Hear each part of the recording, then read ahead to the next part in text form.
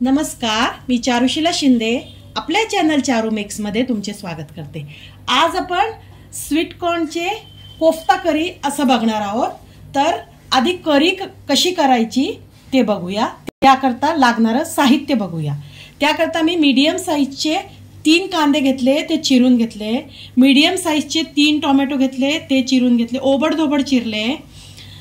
अगदी एक 10 ते 20 एक लसणाच्या पाकळ्या आहे, अर्धा इंच आलं आहे आणि 2 हिरव्या मिरच्या। आता हे सगळं साहित्य मी कुकरच्या डब्यात टाकतेय।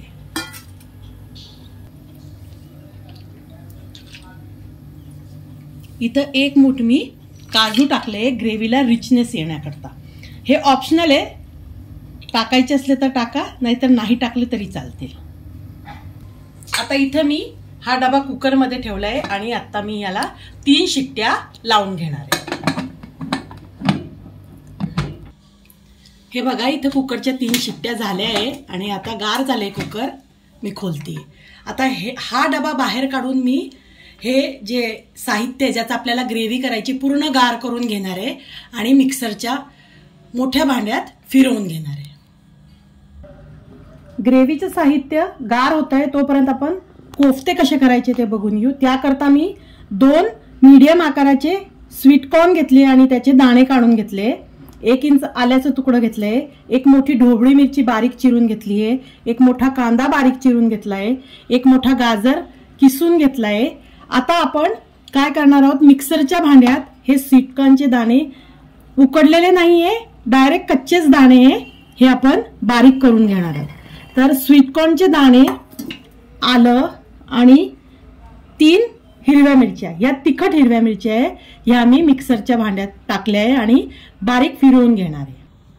हे बघा, अशा प्रकारे मी हे बारीक केलंय, यात पाणी अजिबात वापरलेलं नाही।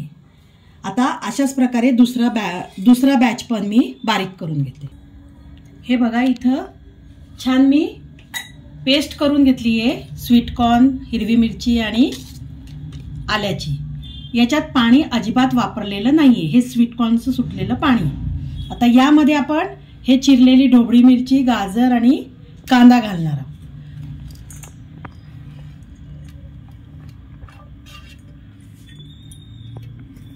आता सगळं साहित्य तुम्ही तुमच्या आवडीने घालू शकता। यामध्ये तुम्ही उकडलेला बटाटा सुद्धा घालू शकता, मी नाही घातलेला आहे। आणि यामध्ये काही मसाले घालूया।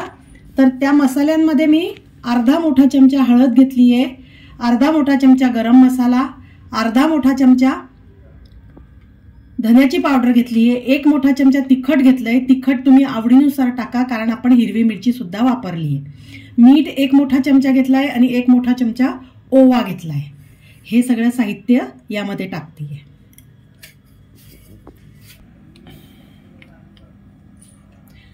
आता कोफ्ते छान फुलून यावे त्याकरता चिमूटभर बेकिंग सोडा घातलाय। यामध्ये मी 1 छोटी वाटी वजनी 50 ग्रॅम ज्वारीचं पीठ घेतलंय।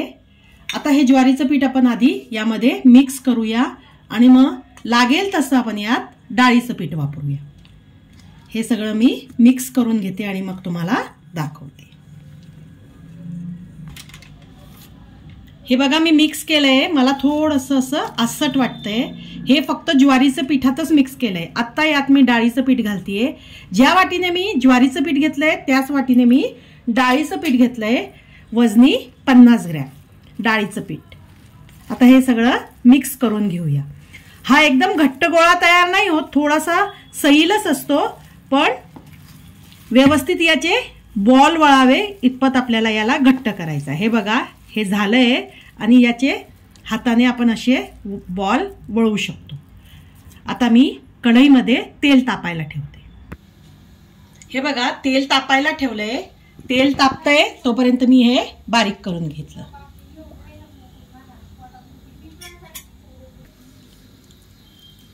इथं तेल तापलंय आणि मी हाताला पाणी लावून छान असे गोल गोल छोटे छोटे कोफ्ते बनवले आणि मी तेलात सोडते। बनवून लगेच सोडते, बनवून नाही ठेवते, कारण हे बॅटर थोडंसं आसट असतं। तुम्ही हे कोफ्ते वाफवून सुद्धा घेऊ शकता। आता हे कोफ्ते तेलात टाकतोय तितक्या वेळेकरता आपल्याला गॅस एकदम सिम मध्ये करायचा आहे. आता याचा परफेक्ट गोलच आकार होईल असं नाहीये, थोडासा आकार बिघडू शकतो, पण कोफ्ते खूप टेस्टी होतात. तुम्ही अशा प्रकारचे कोफ्ते अवश्य करून बघा आणि मला कमेंट्स मध्ये कळवा कसे झाले.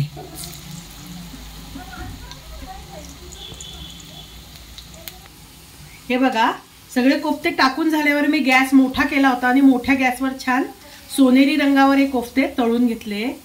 आता अशाच प्रकारे मी सगळे कोफ्ते तळून घेतले. हे बघा, सगळे कोफ्ते तळून झाले. ज्या तेलात मी कोफ्ते तळले तेच तेल आहे, त्यातलं मी तेल कमी करून घेतलंय. एक मोठा चमचाच तेल त्यात ठेवलंय आणि त्यात आपण आता थोडं हिंग घालूया. हिंग घातल्यावर थोडंसं काश्मीरी लाल मिरचीचं मी तिखट घालतीये तेलात आणि मग हे जे वाटण आपण केलंय हे घालतीये.